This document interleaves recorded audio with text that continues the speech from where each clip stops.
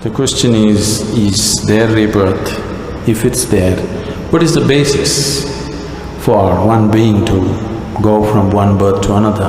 What is it that carries a person from one to another?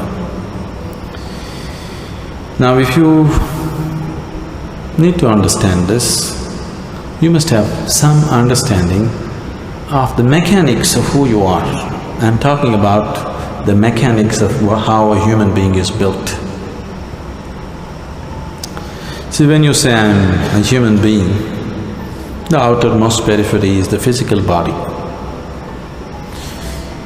In yoga, we look at everything as body because it is easier for you to understand that way. So we see the body as 5 dimensions or 5 sheets. Physical body is known as Annamaya Kosha. Annamaya Kosha means… Anna means the food. This is food body. Next one is called Manomaya Kosha. That means it's the mental body. The third one is called Pranamaya Kosha, which means the energy body. Physical body, mental body, energy body. All these 3 dimensions are physical. They are physical existence. Physical body is very gross, mental body is subtler, energy body is even subtler, but all these 3 are physical. It's just like the light bulb is physical, you can see that.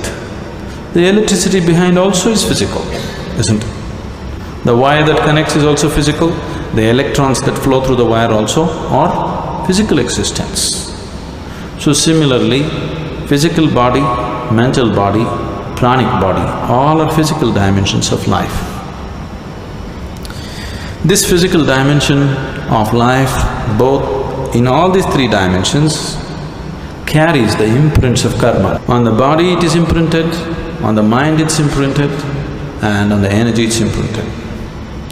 This karmic imprints or the karmic structure is what holds it together. Karma is the cement which holds you to the physical body. Karma is the bondage, at the same time it's only because of karmic stuff you can hold on to the body and be here. This is where spirituality seems to be difficult because if you try to take it away, it doesn't work. If you try to add, it doesn't work. You need to be just there. If you're just there, it's a moment. Now, the next 2 dimensions are called Vijnanamaya Kosha and Anandamaya Kosha. Vijnanamaya Kosha is non-physical but related to the physical. It is like a transient state. Anandamaya Kosha is completely non-physical. So, Vijnanamaya Kosha and Anandamaya Kosha means it's the bliss body. There is a bliss body inside which is 100% non-physical. It has no form of its own. Only if the energy body, the mental body and the physical body are in shape, it can hold the bliss body in shape.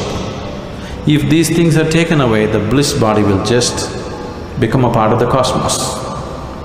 So whatever you are referring to as Atman or the soul is a fiction actually. In the sense, people are describing a certain limitation of the non-physical as a soul. But the body for the soul is still your karma. If the karmic structure is completely dismantled, there is no soul, everything merges into everything else. What is referred to as Mahasamadhi or Mahaparinirvana is just this, that you slowly understand where the keys are and dismantle the karmic structure so that you become truly no more. When somebody dies, we say, this person is no more. That's not true. That person is no more the way you know them, but they still very much exist. Now if you dismantle the karmic structure 100%, now you merge with the existence. This is what is referred to as mukti, mahasamadhi. In Hindu tradition it is referred to as mukti. In yogic tradition it is referred to as mahasamadhi. In the Buddhist way it is called as mahaparinirvana. generally in English we are saying liberation. Liberation means becoming free from the very process of life and birth and death. Liberation means becoming free from the basic structures of body and mind.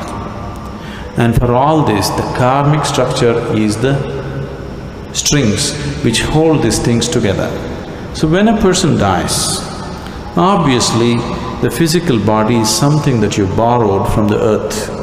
This body is just earth, isn't it? You understand?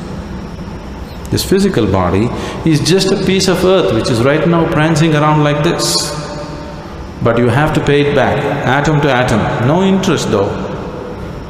But you have to pay back every atom. You won't be allowed to carry a single atom from this planet. Nobody has managed it.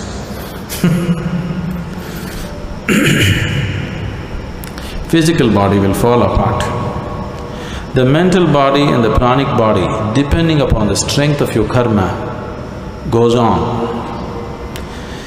If the karmic structure is very intense, unfinished, then it has to finish it. If the karma has become weak because it has run its course, then it very easily finds another body. If it has to find another body, the intensity of the structure should come down, it should become passive. If it is very intense, it cannot find, it has to hang. So this is what you're referring to as ghosts. Somebody is dead, his karmic structure is still intense because it's not over.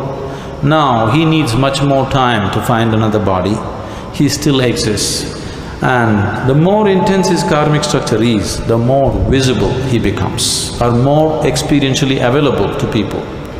There are innumerable such beings all around you, if you whether you know it or you don't know it. But most of them you won't feel because their karma is dissipated.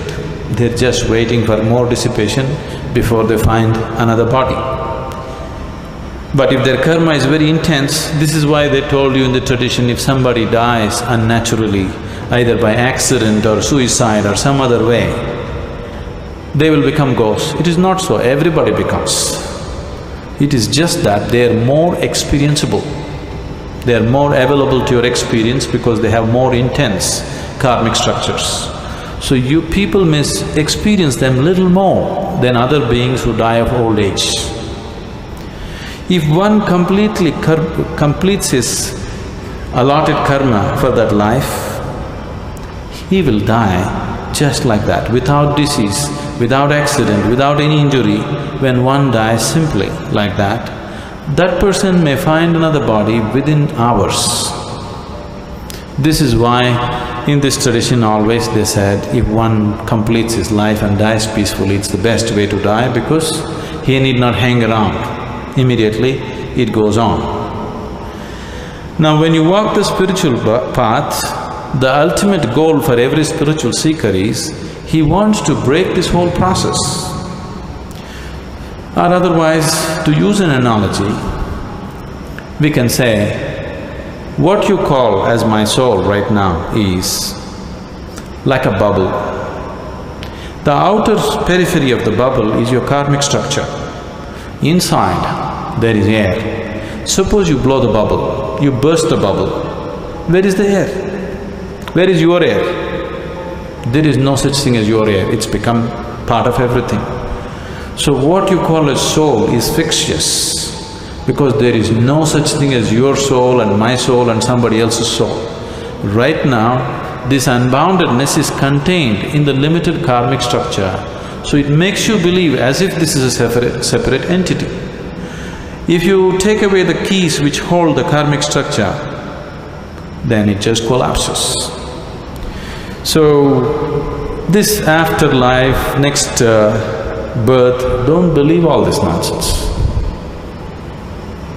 But right now if you sit here and just close your eyes, you can clearly see more than this body you are, isn't it?